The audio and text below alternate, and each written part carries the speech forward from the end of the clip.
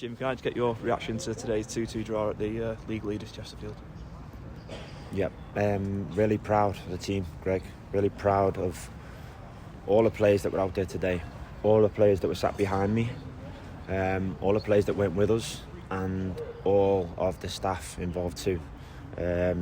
Genuinely, we only took a point here today, but we feel like we could have won. We feel like it was a really good performance. And yeah, I suppose we were probably feeling a bit disappointed, maybe is the right way, at half time that we wasn't ahead. We had really good chances. We looked menacing.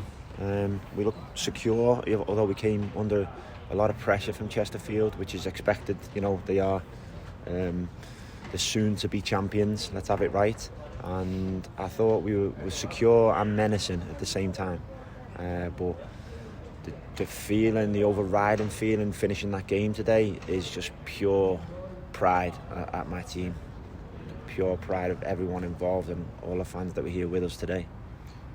When, obviously, the first half we created much better chances, but having gone 2-0 down, did you have to change anything, or was it a case of sticking to the game plan that was working for the most of the game? It was difficult because, as you say there, Greg, the game plan was it was making us competitive for sure. We were creating chances and we were looking fairly solid, and we conceded 2 goals from nothing really. That were set piece moments. Now, to be honest, I have got real sympathy for the team because Chesterfield have scored so many goals this season, but really one big aspect of that as well has been set pieces. They've produced so many set piece goals in moments of sticky times for them, and they did it again today. On the side of the pitch, I wasn't surprised. I seen the players giving everything. I told them there after the game, at 2-0 down, I had no problem with them because I knew they'd give everything. And I think the fact that they found the belief and hope and character still to be 2-0 down here off the back of the recent results that we've had and off the back of the news this week about the football club and the distractions, the noise, very serious noise. You know, I'm not playing that down at all. Like, nothing's of a greater importance than the survival of this football club. Nothing at all.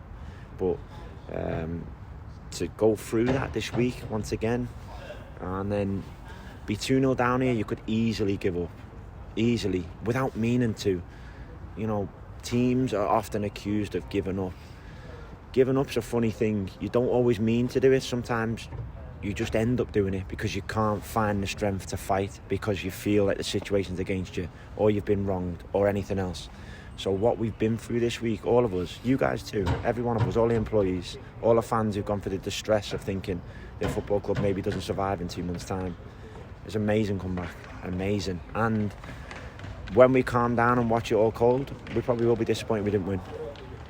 How pleased were you for the 2 goal scorers, Demani Melrossi getting his first goal for the club and Devante getting his first of the season as well after his injury troubles? 2 massive factors. I mean, the first goal, I would have been equally as happy whoever would have scored. Cairo going straight through and scoring, I thought it was an amazing save from Tyra, who I thought was amazing today. He's been a brilliant keeper in this division. Great signing by Paul.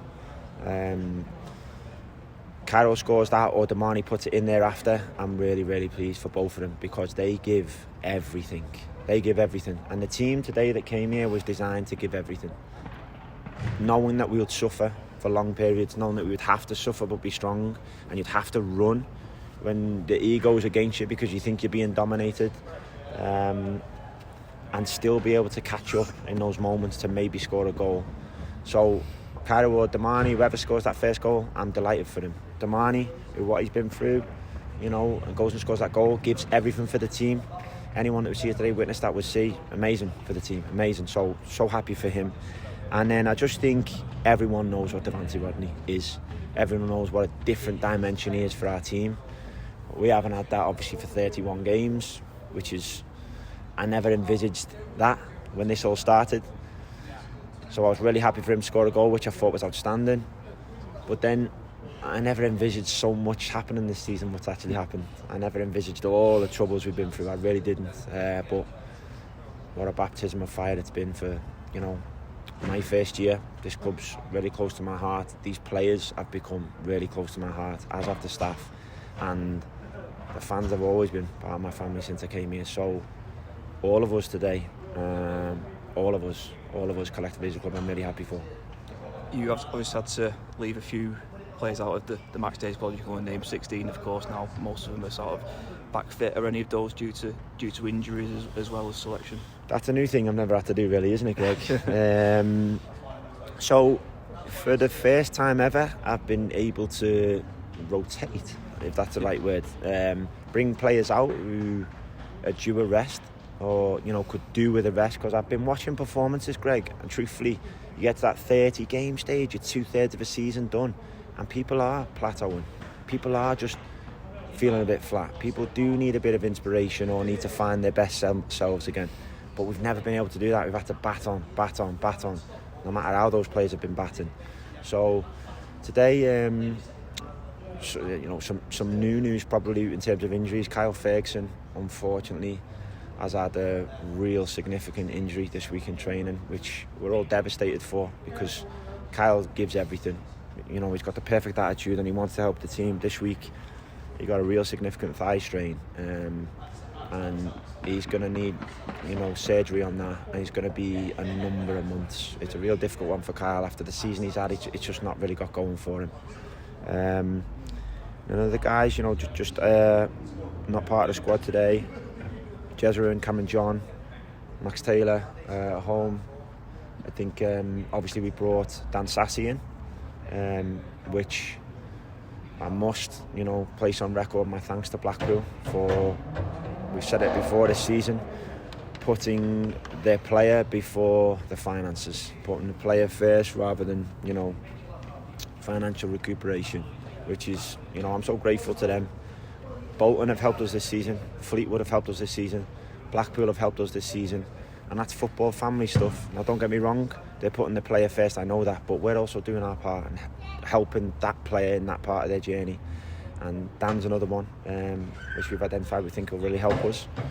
I think that's everyone. Greg, is it? Yeah, I think so.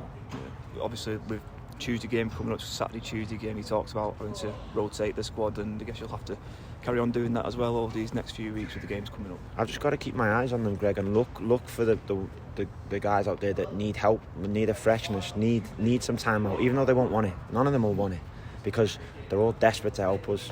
They're all desperate to fight, as you've seen in that performance there. You've seen it. Anyone who was here today, they've seen it, and I'll have to fight with my own players to sometimes tell them what I think is best for them, because they all want to be out helping the team. But Saturday, Tuesday, we've got a monstrous schedule coming up. We're obviously a good few games behind some teams. Different postponements, and our pitch has been costing us a little bit. But yeah, having a bit of a healthier squad, a bit of a deeper squad, gives us the best chance to cope with that schedule on the run-in.